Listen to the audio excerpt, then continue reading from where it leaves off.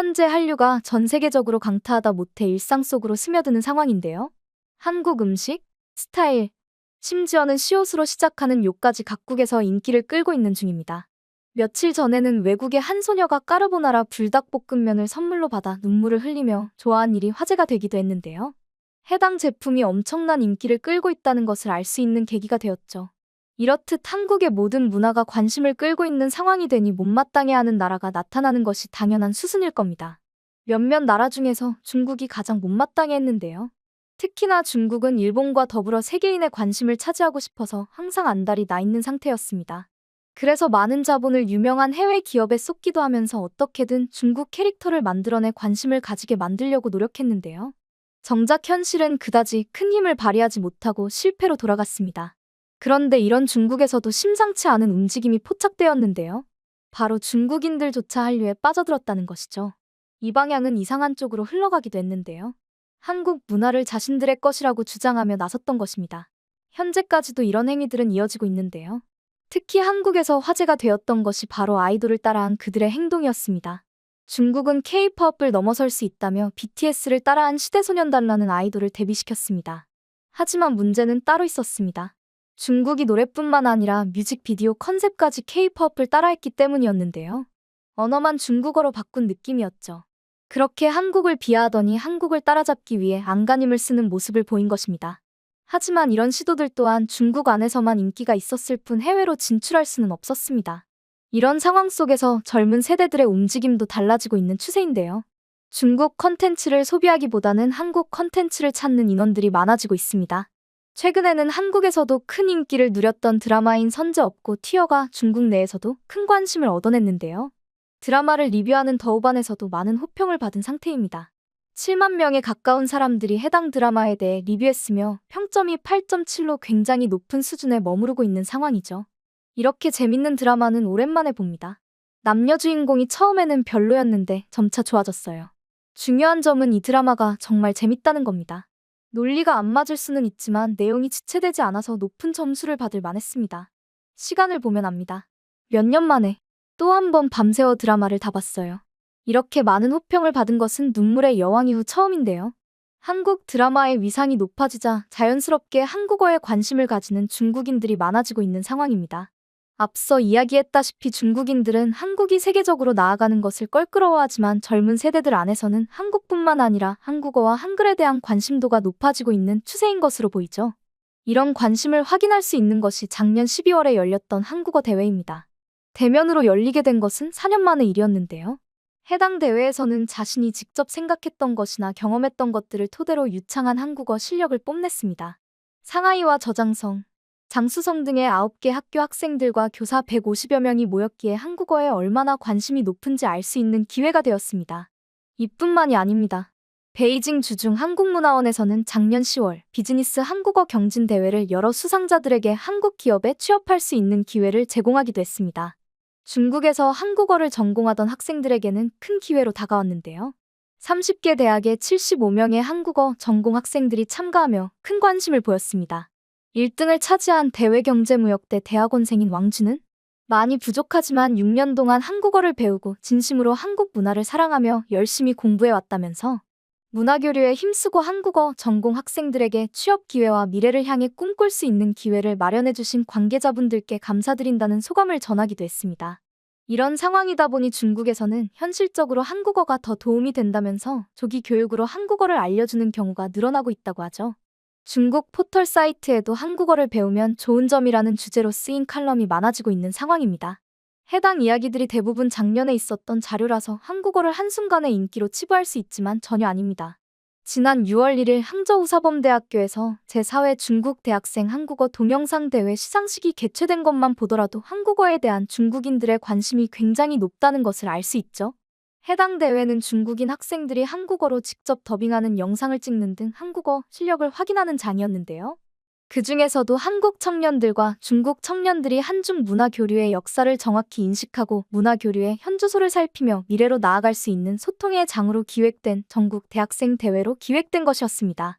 올해에는 화합의 아름다움을 주제로 양국의 화이부동 이념을 알리고 양국이 조화 및 공생 등의 공감대를 가지고 교류하여 더불어 아름다운 세상을 만들고자 하는 비전을 제시하였습니다. 이렇게 매년 한국어 대회가 열리기 때문에 중국인들의 관심이 쏠릴 수밖에 없을 것 같은데요. 한국어에 관심을 가지게 되는 중국인들은 자연스럽게 한글이 굉장하다는 사실을 인정하게 된다고 합니다. 대표적인 이유로는 한글이 가지고 있는 편리성을 짚을 수 있습니다. 한글이 만들 수 있는 글자의 수는 11,172개인데요. 반면에 중국에서 상용되고 있는 한자는 2,500여 개에 달합니다. 하지만 여기에 준사용 한자 1,000개를 도합하면 3,500여 개를 지니게 되는데요. 여기에서도 차이점이 존재합니다. 한글에서 만들 수 있는 글자는 굳이 외우지 않아도 조합을 통하여 만들 수 있지만 중국어는 그렇지 않습니다. 한자 고유의 뜻이 다 있기 때문에 상황에 맞게 글자들을 선별해야 하는 상황인 것입니다. 언어학자들은 한국어가 중국어에 비하여 8배 정도 빠르다는 평가를 하고 있는데요. 이런 상황은 일상생활에서 금세 찾아볼 수 있습니다. 한자의 불편함은 컴퓨터를 이용한 작업에서 특히나 대두되는데요. 문자를 구성할 때 영문자를 발음하는 대로 넣어 한자로 만들어 사용합니다. 그렇기에 일일이 확인해야 하기에 시간이 걸리는데요. 핸드폰 문자를 보낼 때도 마찬가지입니다. 그렇기에 기본적으로 35초의 시간이 걸린다고 하죠. 더군다나 보낸 후에도 읽는 사람에 따라 내용이 달라지기도 합니다. 그걸 방지하기 위해 성조가 있었던 것인데요. 중국어는 정확하고 빠른 내용 전달을 위해서 웬만하면 격식이 있는 자리가 아니고서는 음성 메시지를 녹음해서 상대방에 전달하는 방식을 사용하고 있습니다. 이런 불편함을 최소화하기 위해서 중국에서는 끊임없이 빠르게 문자를 작성할 수 있는 방법을 고안하고 있다고 합니다. 새로운 방법에 익숙해지기 위해서도 시간이 걸릴 수밖에 없는 현실이죠. 하지만 한글은 전혀 다른 양상을 보여주는데요. 자음과 모음을 조합하기만 하면 하나의 글자를 만들어내는 것을 볼 수 있기에 빠른 작성이 가능합니다. 중국과는 다르게 문자를 보내게 되면 기본적으로 5초 정도의 시간이 걸리기에 음성 메시지를 보내지 않고 문자를 보내도 소통에는 아무런 문제가 없는데요. 더군다나 띄어쓰기가 있기에 쉽게 읽을 수 있으며 문장의 흐름에 따라 단어의 뜻 또한 헷갈릴 일이 없습니다.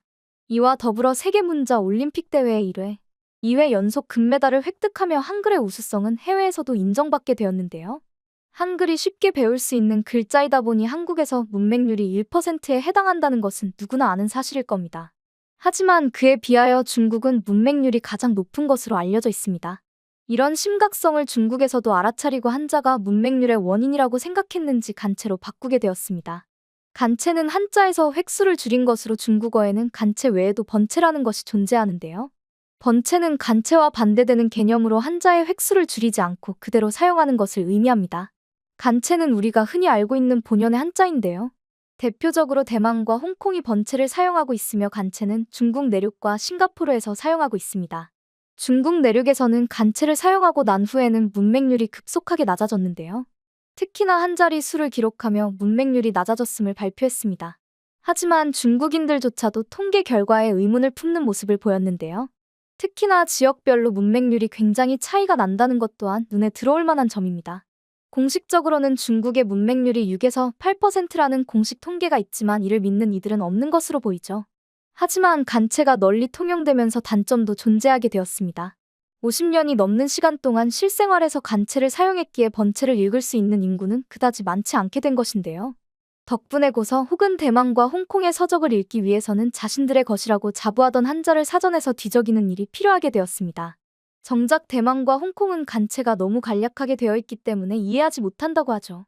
영화 파묘가 인기를 끌었던 당시 한자를 모르는 한국인들이 한자를 사용한 것이 웃긴 행위라고 표현했는데 정작 자신의 언어를 정확하게도 모르는 중국인들의 행동이 허탈한 미소를 짓게 만듭니다. 문맹률을 낮추려다가 오히려 자신들의 글자를 버린 꼴이 된 상황인 것입니다. 그러다 보니 많은 일들이 있었음에도 잘 지켜내왔던 한글이 더 탐이 났던 모양입니다. 한글이 자신들에게서 파생된 것이라는 말도 안 되는 이야기를 하기도 하고 소수민족인 조선족의 언어라는 말조차 했는데요. 특히 조선어라는 주장을 통해 자국 언어라고 우기며 스마트폰과 태블릿 PC 등 정보기기의 한글 입력 방식의 국제표준 제정을 추진하려고 한 적이 있을 정도입니다. 최근에는 중국에서 조선족 표준어 풀이를 한 조선말 대사전을 출간했다고 전했는데요. 중국 조선어를 올바르게 사용되는 것에 도움이 되며 조선족 사회의 문화 교육과 과학 연구 촉진에 중요한 역할을 하게 될 것이라고 덧붙이기도 했습니다. 여기서 주목할 점은 중국 조선어라는 표현인데요. 한글은 한국의 것인데 이런 행동들이 모이다 보면 또다시 소수민족의 언어라고 우길 가능성이 커질 수 있기에 모두의 관심이 필요할 듯합니다. 최근 들어서 중국이 한글뿐만 아니라 한국의 문화를 탐하는 일은 흔한 일이 되었습니다. 하지만 이런 일이 일상화되어 가고 있는 현재를 주의해야 하는 것이 필요하지 않을까요? 우리가 또 저런 애 라면서 무시하는 순간이 가장 위험한 순간이 될 수 있습니다. 중국이 더 이상 한국의 문화를 넘보지 않도록 지속적인 관심이 필요한 순간임을 잊지 말아야 합니다.